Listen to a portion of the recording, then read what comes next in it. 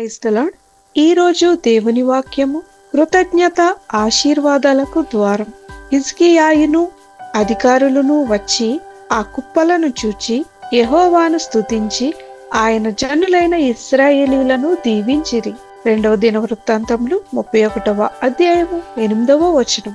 ఈ వాక్యంలో హిజ్కియా రాజు మరియు అధికారులు ప్రజలు దేవునికి సమర్పించిన సమృద్ధిని చూసినప్పుడు ముందుగా యెహోవాను స్తుతించిరి. ఆ తరువాత ప్రజలను దీవించారు. వారు ఆ సమృద్ధిని మానవుల కృషి ఫలితంగా మాత్రమే చూడలేదు, అది దేవుని ఆశీర్వాదమని గుర్తించారు. మన జీవితాలలో కూడా దేవుడు ఎన్నో ఆశీర్వాదాలు అనుగ్రహిస్తాడు. కొన్నిసార్లు వాటిని సహజమైనవిగా భావించి కృతజ్ఞత చెప్పడం మర్చిపోతాము. కానీ దేవుని పిల్లలుగా మనము ప్రతి ఆశీర్వాదం వెనుక దేవుని కృపను గుర్తించి ఆయనను స్తుతించాలి. కృతజ్ఞత గల హృదయం దేవునికి ఇష్టమైనది. దేవుని స్తుతించేవారు ఆయన మరిన్ని ఆశీర్వాదాలను అనుభవిస్తారు. ప్రతి ఆశీర్వాదానికి మూలం దేవుడే. కృతజ్ఞతతో కూడిన హృదయం దేవునికి ప్రీతికరమైనది.